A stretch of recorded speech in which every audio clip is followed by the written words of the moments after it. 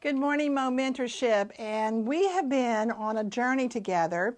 So to kind of overview, last week we talked about getting into this 5-year journey. We talked about finding out who we are, what is our values. We talked about the ability to create our will in our life and to look at the various components of our life and to rate ourselves. And then we started thinking in terms of about goal setting in those specific areas and how to go about that. Well, this week, we're going to continue on with this journey. And again, for those of you who are just tuning in, I'm working from the book, Where Will You Be 5 Years from Today? And I oftentimes, when I'm sitting down and talking to people that I'm interviewing possibly to get into the real estate business or maybe to join me in a leadership role, one of the first questions I ask them is, of course, tell me about your life thus far. And then I love to switch gears and say, if we were to sit here today, 5 years from today and have a cup of coffee, what would have to happen in your life in the area of your career or your health or your finances in order for you to look back on those 5 years and say, oh my gosh, it was awesome.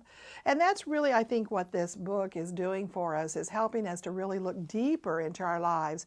For those of you who have not joined in, the book is available through various bookstores, and I found mine at FedEx. It was first, actually my second one. The first one was a gift from Wendy Harrelson, and I always will thank Wendy for it because it really has had a major impact. The author is Dan Zadra, Z-A-D-R-A. He's actually out of Seattle, and it's a simple little book, but it has a big old impact and a big message. So this time and this week, we're going to start thinking about thinking big. And I was born and raised in Muskogee, Oklahoma, and I did live in Houston, Texas for about 7 years, and that's where I started my real estate career. And then we chose to move back to Oklahoma. And Mo Anderson and I have often talked about sometimes in Oklahoma, we are such a wonderful state. It's a wonderful state to raise children. It's a small state, 3.4 million thereabouts, and it's just kind of this little state in the middle of the United States. And sometimes people think of us differently. And I do believe sometimes we find ourselves, and this can happen anywhere. I'm certainly not talking about Oklahoma negatively because I love being here and love living here. I think though sometimes we have trouble thinking big. And we kind of get comfortable in our own little worlds. And so this book takes us into, so listen to this quote. Most people don't aim too high and miss. They aim too low and hit. Think about that.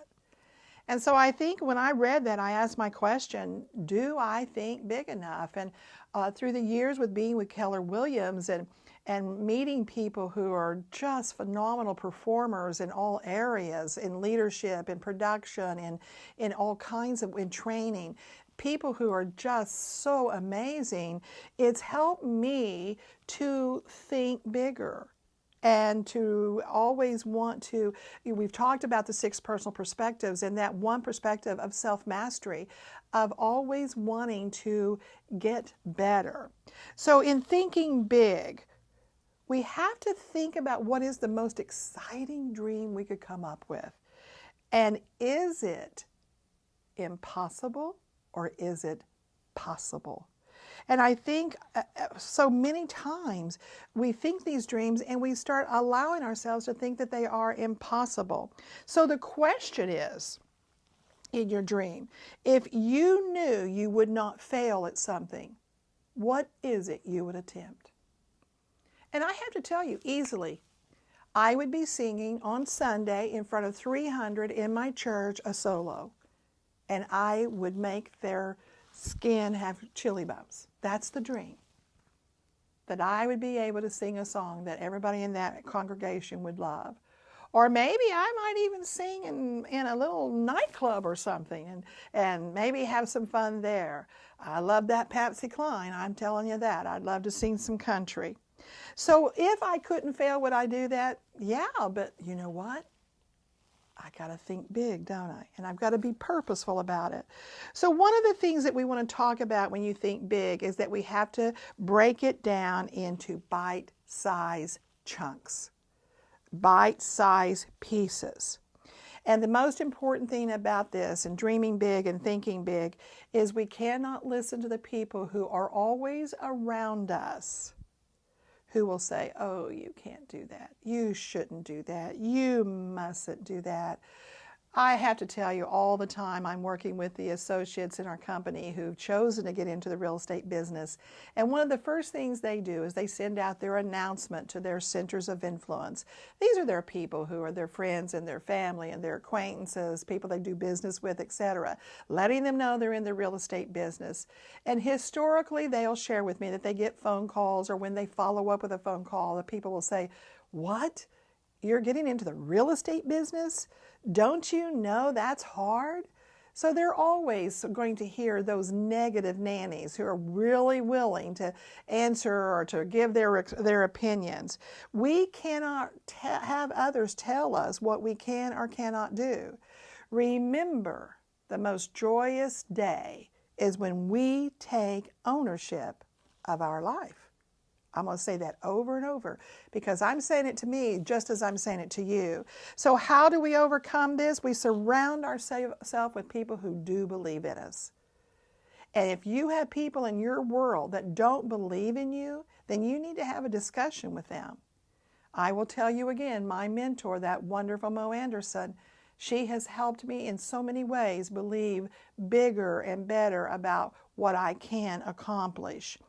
And so I ask the question of you, who are those 5 people, maybe it's only 3 people, but who are those 5 people in your world who you know, 1, believe in you, 2, can they help you accomplish what it is you want to accomplish? Can they help you envision that dream? And can they help you, guide you to maybe set the goals to accomplish that dream? It's a big question. Ask yourself, who are those 5 people? And then more particularly, ask yourself, are you that person for someone else? Because one of the greatest joys is for others to look at you to help them accomplish their dream. I go back to my mission statement. I want my people to have a great life because our company has given them the opportunity to earn the money they need to earn to fund their why. And I want them to be thankful I live because I had a positive impact on them. See how this all layers in? This is how it all comes together. I'm so excited about this book, and I'm so excited about sharing it with you, and I hope you're excited. Join me tomorrow because we're going to talk about do it now. See you tomorrow. Thanks.